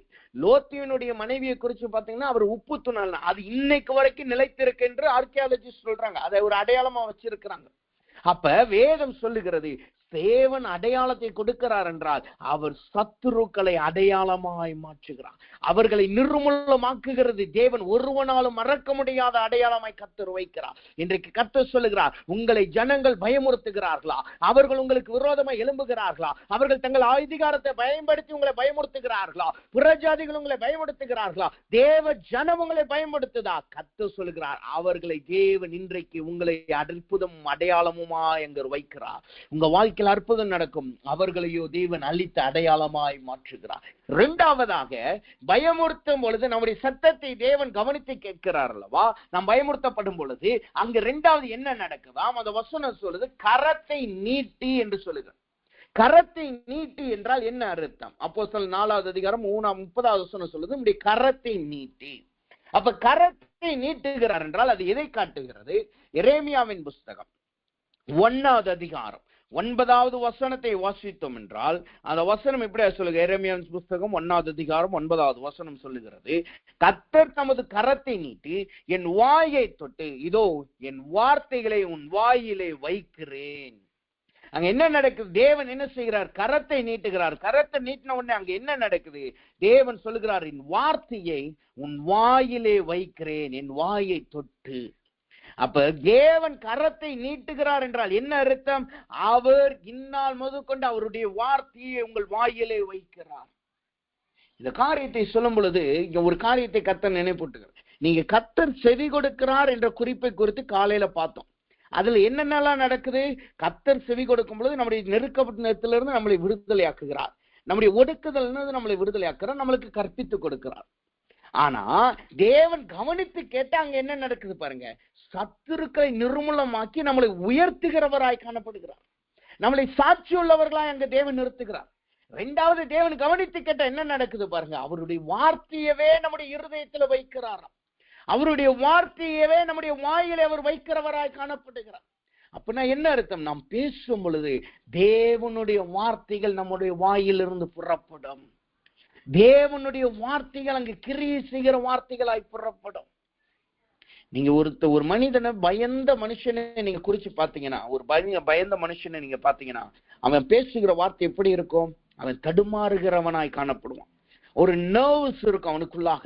அவன் உடம்புழுக்க நல்ல ஸ்வெட்டிங்கா காணப்படும். அவன் பேசுற வார்த்தை என்ன பேசுறன்னு இருக்காது. அவன் ஒரு குறிப்பை கொண்டு வந்திருப்பான், ஒரு வார்த்தையை சொல்லணும்னு நினைப்பான். ஆனா அநேக குழப்பங்கள் இருக்கும். ஒரே வார்த்தையை 2-3 தடவை ரிப்பீட் பண்ணுவாங்க, அல்லது ஒரே வார்த்தையை சுத்தியே பேசிக்கிட்டு இருப்பாங்க. காரணம் என்ன? அவர்கள் அதை குறித்து பயந்தவர்கள். நம் ஒரு கதையை நான் கேட்டேன், அதை நான் பகிர்ந்து கொள்ள விருப்பப்படுகிறேன். ஒரு மனிதன், ஒரு சாதாரண மனிதன் காணப்பட்டிருக்கிறான். அவனுடைய வாழ்க்கையில அவனுக்கென்று அவங்க எல்லாரையும் பார்த்தா ஒரு பயப்படுகிற மனுஷன். எல்லாருக்கும் முன்னாடி பேசுறதுக்கு அவன் பயப்படுவான். திடீர்னு ஒரு நாள் பார்த்தா அவனுடைய வாழ்க்கையில ஒரு யாரோ பேச சொல்லி அழைச்சிட்டாங்க. பேச சொல்லி அழைச்சோன்னா இது கட்டாயம் ஆயிருச்சு, கண்டிப்பா அவன் பேசுவான், அதை தவிர்க்கவே முடியாது. அப்ப இவனை குறிச்சு பார்த்தா இவன் ஒரு இன்ட்ரோவர்ட். இவனுக்கால பேச முடியாது, எதையும் தைரியமா சொல்ல முடியாது. எங்க போனாலும் நர்வஸ் ஆகும், பயப்படுவான் ஜனங்களை பார்த்தாலே. ஆனா இவங்க திடீர்னு கட்டாயப்படுத்தி கூப்பிட்ட பேச ஆரம்பிச்ச உடனே, அன்னைக்குன்னு பார்த்தா அவனுடைய வாழ்க்கையில திடீர்னு ஒரு பழைய காலத்து நாணயம் கிடைச்சிருக்கு. பழைய காலத்து நாணயத்தை பார்த்தீங்கன்னா நடுவுல ஒரு ஓட்டை இருக்கும். அந்த பழைய காலத்து நாணயம் ஒரு ஓட்டை மாதிரி, ஒரு வாசர் மாதிரி ஒரு காயின் கிடைச்சிருக்கு. அதை அவனுடைய வாழ்க்கையில சரி நல்லா இருக்கே அப்படின்னு சொல்லி பையில போட்டுட்டு அவனும் மீட்டிங்கு போயிட்டாச்சு. அந்த மனுஷன் போய் மீட்டிங்கு போன உடனே எல்லாரும் பார்த்த உடனே பயம். ஸ்டேஜ்ல நின்ன உடனே ஸ்வெட்டிங் ஆகுது, பயப்படுறான், தடுமாற ஆரம்பிக்கிறான். அப்ப திடீர்னு எதையாவது பிடிக்கணும்னு சொல்லி அவன் சட்ட பாக்கெட்டை பிடிச்சிக்கிட்டு இருக்கும்போது அந்த காயின் பட்ட உடனே அந்த ஓட்டையவே தடவிக்கிட்டே அதை பார்த்துட்டு அப்படியே அதை பார்த்து கொஞ்சம் ஆறுதல் அடைய ஆரம்பிச்சிருக்கான்.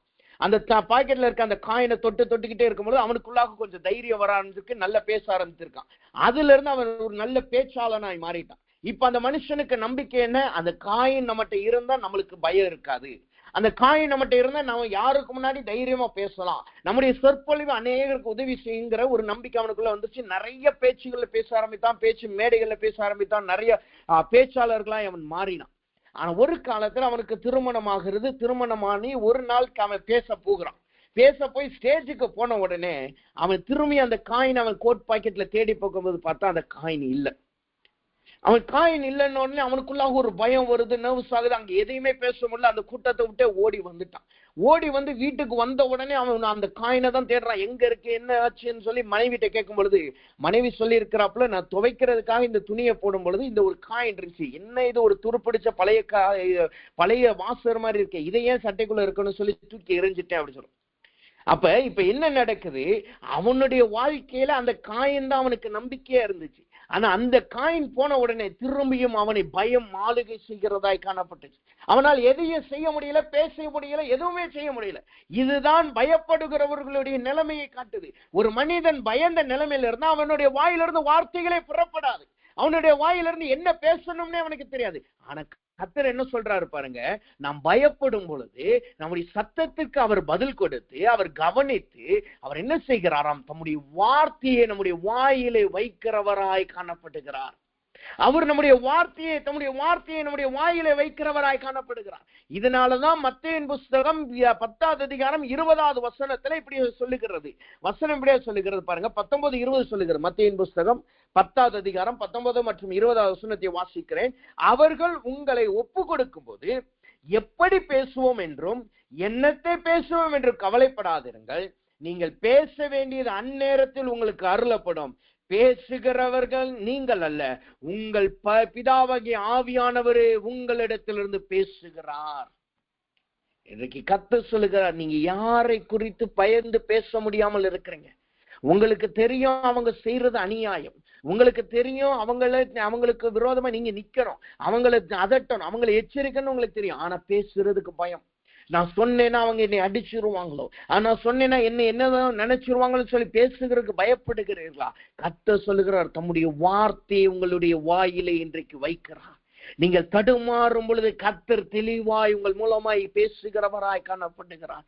நீங்க வேத வசனத்துல சீஷர்களை குறித்து பார்க்கும் பொழுது வேத வசனம் சொல்லுகிறது, இவர்கள் கல்லாதவர்களே, பேதையுள்ளவர்களே, எப்படி இவர்கள் பேசுகிறார்கள் என்று ஆச்சரியப்பட்டார். நீங்க படிக்காதவங்க, இவங்களால விவேகமா எதையும் பேச தெரியாதே, ஆனா இவங்க எப்படி பேசுகிறார்கள் என்று சொல்லி ஆச்சரியப்பட்டார்.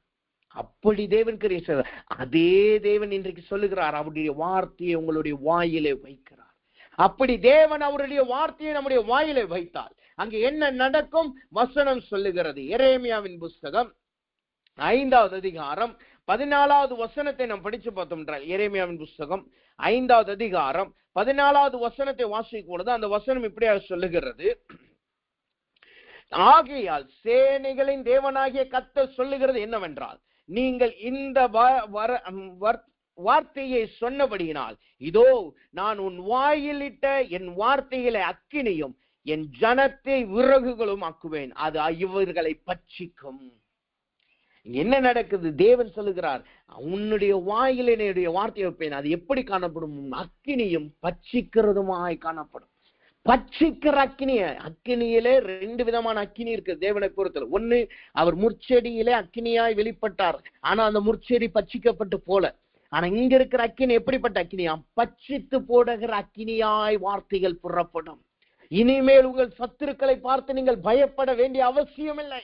அவர்களை குறித்து என்ன பேசுவேனோ, என்ன மறு உத்தரவு கொடுப்பேனோ, என்ன நான் பதில் சொல்ல போகிறேனோ என்று ஓடி ஒளிய வேண்டிய அவசியம் இல்லை. ஏனென்றால் உங்கள் வாயிலே தேவன் தம்முடைய வார்த்தையை வைக்கிறார், அது உங்கள் சத்துருக்களை பட்சித்து போடும். அவர்கள் பொந்தி பிலாத்துவாய் இருக்கலாம், புறஜாதிகளாய் இருக்கலாம், தேவ ஜனங்களாய் மாறி போனவர்களாய் இருக்கலாம், ஆனால் கர்த்தர் அவர்களை பட்சித்து போடுவார். இங்க என்ன நடக்கிறது? எப்ப கர்த்தர் சொல்லுகிறார்? கர்த்தர் சொன்னார், என்னுடைய வார்த்தையை உன்னுடைய வாயிலை வைக்கிறேன் என்று எரேமியாவுக்கு சொல்லுகிறார். எந்த நிலைமையில எரேமியாவை பார்த்து கர்த்தர் சொல்லுகிறார்? 1வது அதிகாரம் 9வது வசனத்துக்கு மேல நீங்க படிச்சு பார்த்தீங்கன்னா அந்த வசனம் சொல்லுகிறது, அவன் அதை குறித்து பயந்தவனாய் காணப்பட்டான். அவனை குறித்து பயந்தவனாய் காணப்பட்டான் என்று வசனம் சொல்லு. 1வது அதிகாரம் 9வது வசனத்துக்கு மேல நீங்க படிச்சு பார்த்தீங்கன்னா அந்த வசனம் சொல்லுது, அவன் 8வது வசனம் சொல்லுது பாருங்க, நீ அவர்களுக்கு பயப்பட வேண்டாம். எரேமியாவுக்குள்ளாக ஒரு பயம் இருந்துச்சு. நான் எப்படி போய் சொல்ல போறேன், எப்படி பேச போகிறேன், அவர்கள் என்னை கல்லறிவார்களே, நான் ஒரு சின்ன பையனே என்று யோசித்தான். ஆனா கர்த்தர் சொல்றா பாருங்க, உன்னுடைய வாயிலே என்னுடைய வார்த்தையை வைக்கிறேன், அது ஒரு அக்கினியாய் புறப்பட்டு செல்லும். இன்றைக்கு கர்த்தர் சொல்லுகிறார், இதுவரைக்கும் நம்முடைய வாய் தூஷண வார்த்தைகளை பேசுகிறதா இருந்திருக்கலாம், அல்லது கலங்கி போய் கலக்கத்தின் வார்த்தைகளாய், புலம்பலின் வார்த்தையாய், முறுமுறுத்தும் வார்த்தைகளாய் பேசுகிறதா இருக்கலாம். ஆனால் கர்த்தர் சொல்லுகிறார், இன்றைக்கு அவர் தம்முடைய வார்த்தையை உங்கள் வாயிலே வைக்கிறார். அது சத்துருக்களை பட்சித்து போடுகிற அக்கினியாய் புறப்பட்டு போகிறது. அது நம்மளை பயமுறுத்துகிறவர்களை அக்கினியாய் சுட்டெரித்து போட போகிறது. அப்ப கர்த்தர் சொல்லுகிறார், அவர்களை பட்சிக்கிற அக்கினியாய் என் வார்த்தைகள் வாயிலிருந்து புறப்படும். எதனால அவர்களை தேவன் பட்சித்து போடுகிறாராம்? எதனாலே அவர்களை தேவன் உங்கள் வாயிலே வார்த்தையை வைத்து அவர்களை பட்சித்து போடுகிறாராம்? அந்த வசனம் சொல்லுது, எரேமியாவின் புஸ்தகம் 5வது அதிகாரம் 13வது வசனத்தை நீங்க வாசித்து பார்த்தீங்கன்னா 14வது வசனம் சொல்லுது, இந்த வார்த்தைகளை அவர்கள் சொன்னபடியினால், நீங்கள் இந்த வார்த்தைகளை சொன்னபடியினால் என்று சத்துருக்களை குறித்து கர்த்தர் சொல்லுகிறார். என்ன வார்த்தைகளை சொன்னார்கள்? 13வது வசனம் கடைசி பகுதி சொல்லுது பாருங்க, அவர்கள் சொல்லி கர்த்தரை மறுதலித்தார்கள். அவர்கள் தேவனுடைய வார்த்தையை மறுதலிக்கிறவர்களாய் காணப்பட்டார்கள். எப்படி மறுதலிக்கிறாங்களா? அவங்க சொல்றாங்க பாருங்க, அவர் அப்படிப்பட்டவர் அல்லவென்றும், பொல்லாப்பு நம்மேல் வராது, நாம் பட்டயத்தாகிலும் பஞ்சத்தாகிலும் நாம் காண்பதில்லை என்று தீர்க்கதரிசிகள் காணாமற் போய் காற்றை போய் போவார்கள், திருவாக்கு அவர்களில் இல்லை, அவர்களுக்கே அப்படியாக கடவுது என்றும். என்ன நடக்குது? இந்த ஜனங்கள் எப்படி சொல்றாங்க பாருங்க, அங்க தேவன் ஒரு எச்சரிப்பை கொடுக்கிறார். தேவன் சொல்றாரு, நீங்க இப்படி செய்யக்கூடாது, ஒரு எச்சரிப்பை கொடுக்கிறார் எரேமியா மூலமா. ஆனா ஜனங்க என்ன சொல்றாங்களா? கர்த்தர் அப்படிப்பட்ட தேவன் அல்ல, அவர் இரக்கமாய் இருக்கிற தேவன். நம்முடைய தேவன் பஞ்சத்தெல்லாம் கொடுக்க மாட்டார், பட்டயத்தினால எல்லாம் கொடுக்க மாட்டார், அவர் எச்சரிப்பெல்லாம் கொடுக்கிற தேவன் அல்ல, அவர் பொல்லாப்பை எல்லாம் வர வைக்க மாட்டார். இந்த தீர்க்கதரிசனை சொல்றான் அல்லவா, இப்படிப்பட்ட எச்சரிப்பின் வார்த்தையை சொல்றான் அல்லவா, இந்த மனுஷன் தான் இல்லாம போவான் என்று அவர்கள் தேவனுடைய வார்த்தையை மறுதலித்தார்கள். இன்றைக்கு கர்த்தர் சொல்லுகிறார், நீங்க தேவனுடைய வசனத்தை தூக்கினதுனால் உங்களை அநேகர் மறுதலிக்கிறார்களா? தேவனுக்காய் சாட்சியாய் நிற்கிறபடினால் உங்களை பயமுறுத்துகிறவர்களா இருக்கிறார்களா? வேத வசனம் இது என்பதை அறிந்து தேவனுக்காய் உறுதியாய் நிற்கிறபடினார் அப்படியெல்லாம் தேவன் சொல்லல என்று சொல்லிக் கொண்டிருக்கிறார்களா? இன்றைக்கு ஒரு கூட்டம் அப்படிதான் சொல்லுது. தேவன் எச்சரிக்கிற தேவன் அல்ல, அவர் பொல்லாப்பை கொடுக்கிற தேவன் அல்ல, அவர் எப்போது இரக்கமுள்ளவர், அவர் பட்டயத்தெல்லாம் அனுப்ப மாட்டார், அவர் பஞ்சத்தெல்லாம் அனுப்ப மாட்டார் என்று ஒரு கூட்டம் சொல்லிக் கொண்டிருக்கிறது. சொல்லுகிற நீங்கள் தான் மரித்து போவர்கள் என்று சொல்லுகிறார்கள். கர்த்தர் சொல்லுகிறார், அவர்களை உங்கள் வார்த்தை பட்சித்து போடும். இதனாலதான் வசனம் சொல்லுச்சு, தேவனுடைய ஜனங்களும் கூட என்று. பொந்தி பிலாத்து மாத்திரமல்ல, புறஜாதி மாத்திரமல்ல, தேவனுடைய ஜனங்களும் கூட. காரணம் என்ன? அந்த ஜனங்கள் தேவனை மறுதலிக்கிறவர்களாக இருந்தார்கள். இன்றைக்கு கர்த்தர் சொல்லுகிறார், உங்களை மறுதலிக்கிறவர்கள் யாராவது இருக்கிறார்களா? உங்களுடைய வார்த்தையை மறுதலிக்கிறவர்களா இருந்தார்களா? நீங்க கர்த்தருடைய தீர்க்க தரிசனத்தை சொன்னதுனால உங்களை கள்ள போதகர்கள் என்று சொல்லுகிறார்களா? கர்த்தருடைய வார்த்தையை சொன்னதுனால நீங்க பாடுகளை அனுபவித்துக் கொண்டிருக்கிறீர்களா? நீங்க உங்களை பயமுறுத்தி கொண்டே இருக்கிறார்களா? கர்த்தர் சொல்லுகிறார், இன்றைக்கு தேவன் அவர்களை இன்றைக்கு அக்கினியினால் பட்சித்து போட போகிறார். உங்கள் வாயிலோ தேவனுடைய வார்த்தை இருக்கிறது என்பதை அவர்கள் உணரப் போகிறார்கள். இதுதான் தேவன் கரத்தை நீட்டுகிறதை காட்டுகிறது. இன்றைக்கு கரத்தை நீட்டி தம்முடைய வார்த்தையை உங்கள் வாயிலே வைக்கிறார். அப்ப முதலாவது அவர் கவனித்து கேட்கிறார் என்றால், அவர் முதலாவது அற்புத அடையாளத்தை உங்கள் வாழ்க்கையில செய்கிறார். உங்களை கொண்டு அற்புத அடையாளங்களை செய்கிறவராய் காணப்படுகிறார். இரண்டாவதாக அவர் என்ன செய்கிறாராம்? அவர் தம்முடைய வார்த்தையை உங்கள் வாயிலே வைக்கிறார். அந்த வார்த்தை அக்கினியின் வார்த்தையாய் புறப்பட போகிறது. அக்கினியின் வார்த்தையாய் பட்சிக்கிற வார்த்தையாய் புறப்பட போகிறது. அப்ப தேவ சமூகத்துல கேளுங்க, ஆண்டவரே என்னுடைய சத்தத்தை நீங்க கவனித்து கேளுங்க, என்னுடைய சத்தத்தை நீ கவனித்து கேளுங்க, எனக்கு நீ சர்வ வல்லமையுள்ளவராய் வெளிப்படுங்க என்று சொல்லுங்க. சர்வ வல்லமையுள்ளவராய் வெளிப்படுங்க சொல்லுங்க. இதுல இன்னொரு அதிசயமான இன்னொரு முக்கியமான காரியம் என்ன தெரியுமா? இங்க கர்த்தர் சொல்லுகிறார், அவர்களுக்கு நான் பட்சிக்கிற அக்கினியா வெளிப்படுவேன். ஆனா அந்த வேலையிலையும் கர்த்தர் தம்மை எப்படி வெளிப்படுத்துறாரு பாருங்க. அந்த 14 வசனம் சொல்லுங்க, சேனைகளின் தேவனாகிய கர்த்தர். நாம் ஏற்கனவே பார்த்தோம், கவனிக்கிற தேவன் எப்படி வெளிப்படுவார்? சர்வ வல்லமையுள்ளவராய். அதே அர்த்தத்தை உடைய இன்னொரு பேரை இங்க கர்த்தர் சொல்றாரு பாருங்க, சேனைகளின் தேவனாகிய கர்த்தர். இன்றைக்கு கர்த்தர் சொல்லுகிறார், யார் உங்களை பயமுறுத்துகிறார்கள்? யாருக்கு முன்பா நீங்க பேச கலக்கமா பயப்படுகிறீங்க? தேவனுடைய வார்த்தையை வெட்கப்படாமல் நீங்க சொல்ல ஆரம்பிங்க. தேவனுக்காய் தீர்க்க தரிசனம் சொல்ல ஆரம்பிங்க. தேவனுடைய வார்த்தை உங்க வாயில இருக்கிறது. நீங்கள் இனிமேல் வாயை அடைத்து கொண்டு இருக்கிற காலம் அல்ல. இனிமேல் வாயை மூடிக்கொண்டிருக்கிற காலம் அல்ல. சத்துருக்கள் என்ன செய்திருவாங்களோ, தங்கள் அதிகாரத்தை வைத்து என்னை அடக்கி விடுவார்களோ என்று பயப்பட வேண்டிய காலம் அல்ல. இனிமேல் நீங்கள் கர்த்தருடைய வார்த்தையை சொல்ல வேண்டிய காலம் இது. இதுவரைக்கும் நீங்க நினைக்கலாம், எனக்கு தீர்க்க தரிசனத்தை வரத்தை கர்த்தர் கொடுத்திருக்கிறார். ஒருவருக்கு ஜெபிக்கும் பொழுது தேவனுடைய வார்த்தையை வசனத்தை சொல்ல எனக்கு கர்த்தர் கிருபை கொடுத்திருக்கிறார். வேதத்தை வாசிக்கும் பொழுது இந்த நாட்கள் என்ன நடக்க போகுது எச்சரிப்பின் வார்த்தையை கர்த்தர் கொடுக்கிறார். ஆனா என்னால சொல்ல முடியல, நான் பயத்துக்கிட்டு இருக்கிறேன், என் சத்துருக்கள் என்ன செய்வார்களோ என்று புலம்பிக் கொண்டு இருக்கிறீர்களா? கர்த்தர் சொல்லுகிறார், எரேமியாவே பயப்படாதே என்று சொன்னார் அல்லவா? அதே தேவன் இன்றைக்கு சொல்லுகிறார், அவர்களை குறித்து நீங்கள் பயப்படாதிருங்கள். உங்கள் வாயிலே என்னுடைய வார்த்தையை வைக்கிறேன். உங்களுடைய வாயிலே என்னுடைய வார்த்தையை வைக்கிறேன். இந்நாள் முதற்கொண்டு தேவன் தம்முடைய வார்த்தைகளை பேசுகிறவர்களாய் உங்களை கர்த்தர் மாற்ற போகிறார். இனிமேல் நீங்கள் ஜெபிக்கும் பொழுது தீர்க்க தரிசன வார்த்தைகள் வரப்போகிறது. இனிமேல் நீங்கள் ஜெபிக்கும் பொழுது தேவனுடைய சுத்தமான வார்த்தைகள் வரப்போகிறது. அது அநேகரை பட்சிக்கிறதாய் காணப்படுகிறது. இந்த பட்சிக்கிற அக்கினி என்ன செய்யும் தெரியுமா? வேதம் சொல்லுகிறது, அது பதரை அவித்து போடும், பதரை அவித்து போடும். கர்த்தர் சொல்லுகிறார், உங்களுள் வாயிலிருந்து புறப்படுகிற அக்கினி, பட்சிக்கிற அக்கினி அவர்களை என்ன செய்யுமா? பதரையெல்லாம் அவித்து போடுகிறதாய் காணப்படுகிறது. தேவையில்லாத வைக்கோல்களை தேவன் சுட்டெரித்து போட போகிறார். தங்கமும் வெள்ளியும் புடமிடப்பட போகிறது. மரங்கள் எரிந்து வீணாக போகிறது. தேவன் பதரையோ அவையாத அக்கினிக்கு ஒப்பு கொடுக்கிறார் அல்லவா? அவர்கள் உங்கள் கையிலே தேவன் ஒப்பு கொடுக்க போகிறார். அப்ப தேவனிடத்தில் கேளுங்க, ஆண்டவரே எனக்கு நீங்க இறங்குங்க என்று சொல்லுங்க. முதலாவதாக அவர் நமக்கு அற்புத அடையாளம் செய்ய போகிறார். இரண்டாவது அவர் தம்முடைய கரத்தை நீட்டுகிறார். மூன்றாவதாக அந்த வசனத்தை மாத்திரம் சொல்லுகிறேன், அவர் அனுக்கிரகம் செய்கிறவராய் காணப்படுகிறார். அப்போஸ்தலர் புஸ்தகம் 4வது அதிகாரம் 30வது வசனம் சொல்லுகிறது, அவர் அனுக்கிரகம் செய்கிறவராய். எதற்கு அனுக்கிரகம் செய்கிறாரா? அந்த வசனம் சொல்லுது பாருங்க, உம்முடைய ஊழியக்காரர் உம்முடைய வசனத்தை முழு தைரியத்தோடு சொல்லும்படி அவர்களுக்கு அனுக்கிரகம் செய்தருளும் என்றார்கள். உம்முடைய ஊழியக்காரர் உம்முடைய வசனத்தை முழு தைரியத்தோடு இன்றைக்கு கர்த்தர் கேட்கிறார். எத்தனை பேர் இன்றைக்கு தெய்வ வசனத்தை சாட்சியாய் சொல்ல நீங்கள் முழு தைரியத்தோடு புறப்படுகிறீர்கள்? அவர் முதலாவது உங்களை அற்புத அடையாளமாய் மாற்றுகிறார். இரண்டாவது கரத்தை நீட்டி உங்களுக்கு வார்த்தையை கொடுக்கிறார். அந்த வார்த்தையை வைத்துக்கிட்டு நாம் சும்மா இருக்கக்கூடாது.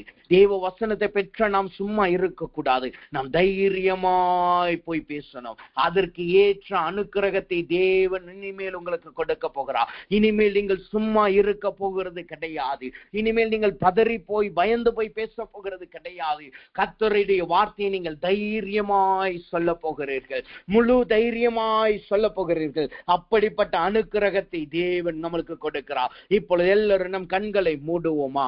தேவனிடத்தில் கேளுங்க. அன்பரே, என் சத்தத்தை கவனித்து கேளுங்க. எனக்கு நீ செவி கொடுத்தது போதும் கர்த்தாவே. தேவனிடத்தில் சொல்லுங்க, செவி கொடுத்தது போதும் கர்த்தாவே. என்னுடைய சத்தத்தை நீ கவனித்து கேளுங்க. உடைய செவிகளை திறந்து என்னுடைய சத்தத்தை நீங்க கவனித்து கேளுங்க என்று சொல்லுங்க.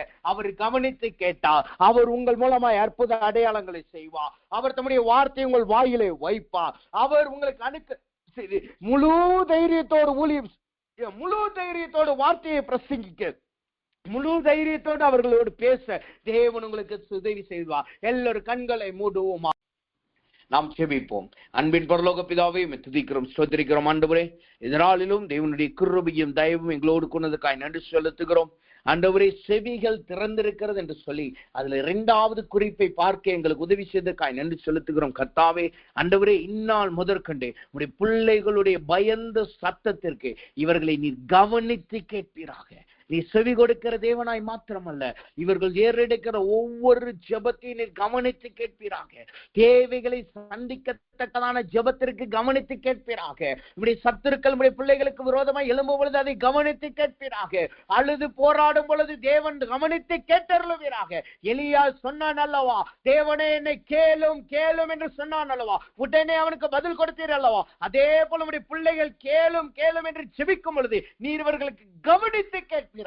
அதன் மூலமாய் உடைய பிள்ளைகளை அற்புத அடையாளம் செய்கிறவர்களாய் உடைய வார்த்தையை சுமந்து செல்லுகிற உடைய பிள்ளைகள் வாயை உடைய வார்த்தையினால் நிரப்புவீராக.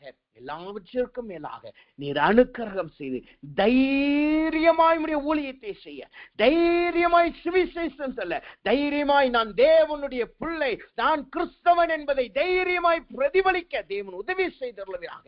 அப்படிப்பட்ட கவனிக்கிற தேவனாய் நீர் வெளிப்பட்டுள்ளவராக. குறிப்பாய் ஆண்டவரே, கவனிக்கிற தேவன், சேனைகளின் தேவனாயும் சர்வ வல்லமுள்ள தேவனாய் வெளிப்படுகிறேன் என்று சொன்னீர் அல்லவா. அதே போல ஆண்டவரே, உடைய பிள்ளைகள் வாழ்க்கையில நீர் சர்வ வல்லமுள்ள தேவனாய் வெளிப்படுவீராக. உடைய பிள்ளைகளுக்கு விரோதமாய் புறப்படுகிற எல்லா அம்புகளை நிர்மூலமாக்கி போடுவீராக. எல்லா சத்துருக்களின் வல்லட்டிகளை நிர்மூலமாக்கி போட்டு உடைய பிள்ளைகளுக்கு ஜெயத்தை கட்டளையிடுவீராக. அப்படி நீ சேருக்கான் என்று செலுத்துகிறோம். எல்லா துதி கனமையும் உமக்கே செலுத்துகிறோம். இயேசுவின் நாமத்தில் ஜெபிக்கிறோம் நல்ல பிதாவே. ஆமென், ஆமென்.